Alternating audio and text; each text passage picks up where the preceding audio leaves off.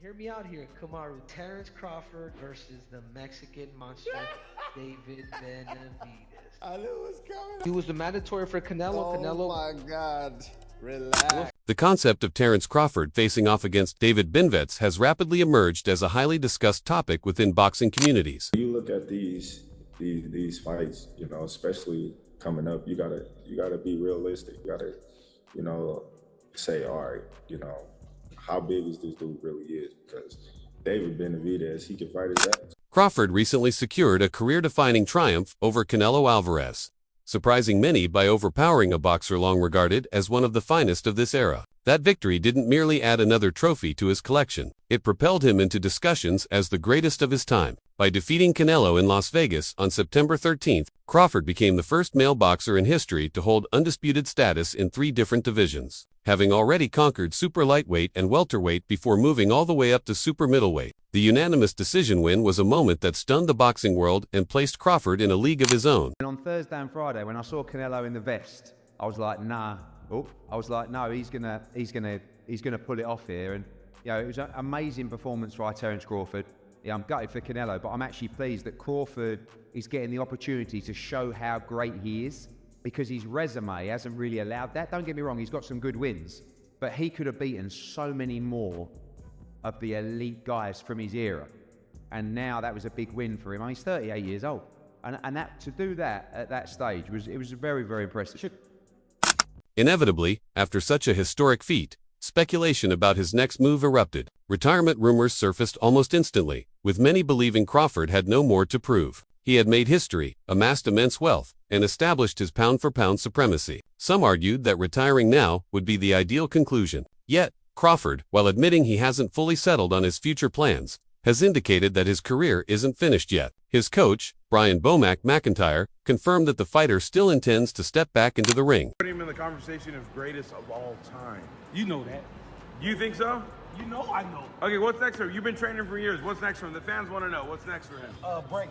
Take a A break. break? Take Is he a break. retired or is he going to keep fighting? He just got to take a break. McIntyre explained that Crawford simply requires time to relax and savor life outside the arena. After the intensity of training camps and high-stakes bouts, a period with family, vacations, and travel is what he envisions for his fighter. Once Crawford has rested, the plan is to return to the gym and assess what the next steps should be. McIntyre himself made it clear that he enjoys coaching Crawford and would gladly prepare him for 2 or 3 more fights if that's the path they choose. Still, the looming question is David Benavidez. The 28-year-old has been pursuing Canelo Alvarez for years, demanding a showdown that never happened. Many fans and analysts accuse Canelo of deliberately avoiding him, claiming he never wanted to risk his belt against a younger, larger, and highly dangerous opponent. Now, with Alvarez defeated by Crawford and lacking a clear path, the door to Benavidez might finally be opening. Call for David Benavidez once this fight is done.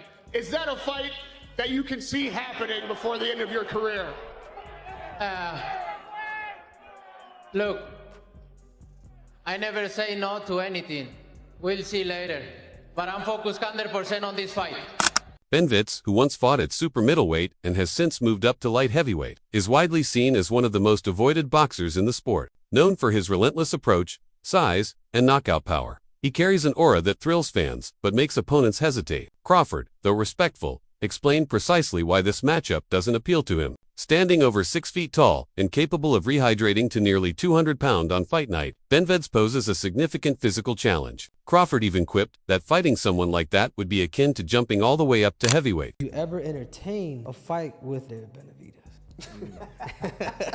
You gotta understand. I gotta ask you, bro, because I can't, My thing is, Benavidez is a big dude. Not to say I won't fight him. I fought his brother. His brother was big when I fought him. The only reason why I entertain Canelo is because he's not a big dude. He might be thick, but he's not a big dude. Benavidez is like 6 foot something. Then he gonna come in 190, 200 probably. You know what I mean? Like, you never know. Like, that's a big dude. And he's skilled. I might as well go to heavyweight if I fight Benavidez. Yeah, I understand what you're looking at. You're like, you know what? You just size him up. Yeah. You just size him up, especially when you're going into a bigger weight class like that. You size him up and you see your advantage. It's not that Crawford avoids big challenges. His pursuit of Canelo Alvarez proved he's unafraid of tough opponents. The difference is that Canelo, despite being sturdy and powerful, isn't seen as an overwhelming physical presence. Benavidez, however, is constructed differently. While Crawford has already made history by moving through multiple divisions, he seems to acknowledge that there's a limit to how far up the weight classes he can go while remaining competitive. He can still make 168 pounds. The reason why he went up is nobody wants to fight him. That's a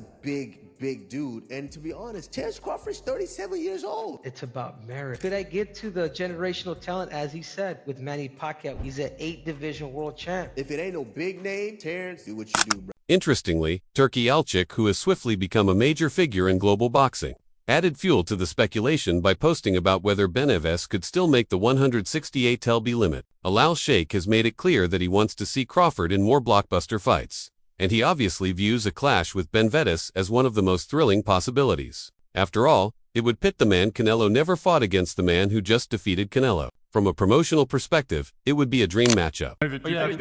Crawford will fight you if he beats Canelo.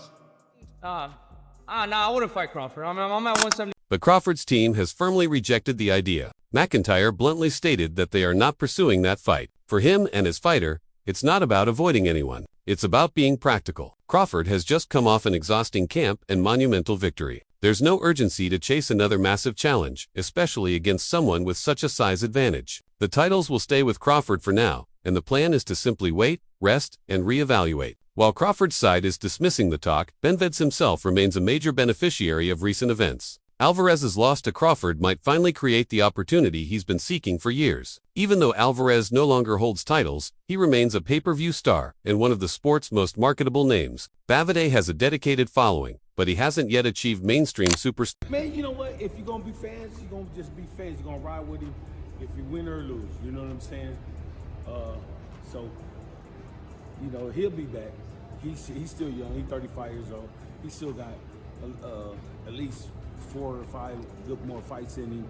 Where, you know, he's rich as fuck. He's generational wealth. So just ride with him. Yeah. Ride with him to the sunset. So. Is there still a need for Benavidez? Canelo. Turkey dropped. You know, people are talking about it. Turkey hinted at that. He was like Benavidez. Yeah, he Turkey. did. So Turkey just posted that this morning, wondering if Benavidez can make 168. Maybe he has plans or ideas of maybe trying to match up Benavidez and Terence Crawford. No, we ain't doing that fight. Maybe planning on vacating the belts. No, we ain't gonna vacate the belts. You know, we just gonna sit where we need to sit for a minute, and then, just like I said, get back in the gym and do our thing. And it's and he don't want none. 154, nah.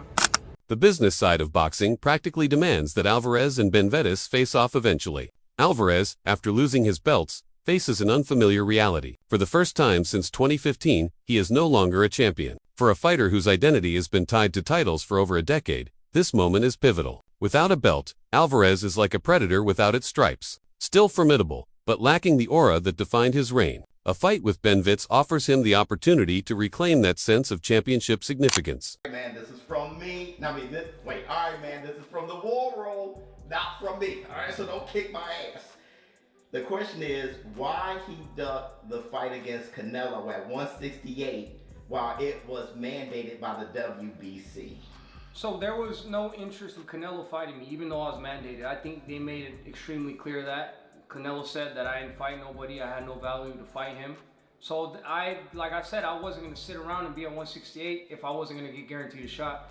They mandated me, but that, you know, Canelo, as he showed, he does whatever he wants. Canelo was never interested in that fight, so that's why we didn't get. Of course, Alvarez still has other paths. He could pursue a rematch with Crawford, but the first fight was not close, and fan interest was tepid. People might watch a second bout, but it would feel more like an obligation than a true mega event. Alvarez could also chase fights with names like William Skull or Edgar Berlanga, but those matchups would do little for his legacy at this point. Moving up once again might be his best option, and if so, Benavidez is the clear candidate. As for Crawford, other possibilities are starting to surface. One particularly compelling option is Virgil Ortiz Jr., the undefeated WBC interim super welterweight champion. Ortiz, just 26 years old, boasts an impressive knockout ratio of over 90%, having stopped 21 of his 23 opponents. Recently, he expressed a willingness to move up to middleweight for a chance to fight Crawford. Ortiz sees himself as a naturally large fighter who has already outgrown previous divisions, and he believes a clash with Crawford at 160 pounds would be both feasible and exciting. I don't know what he's going to do.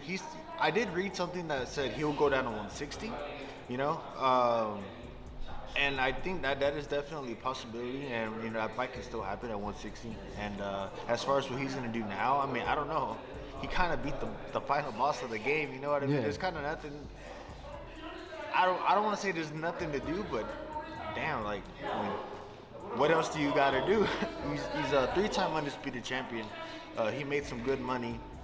At this point, he's just a free player right now, I guess. He can do whatever he wants. But yeah, I mean, if the fight comes up, the opportunity comes up. The reality is, Crawford has earned the privilege of time. At 37 years old, he has nothing left to prove. Whether he fights once more, twice more, or even 3 more times, his legacy is already secured. Every choice he makes now is about maximizing both his satisfaction and financial gain. Fans may push for certain matchups, but ultimately, Crawford holds the authority to make decisions. The sport thrives on dream fights and fantasy matchups, and Crawford versus Benavidez is undoubtedly one of those. But sometimes, the realities of size, timing, and practicality outweigh the excitement. For now, Crawford remains the king of the super middleweight division, savoring a well-earned triumph and contemplating what's next.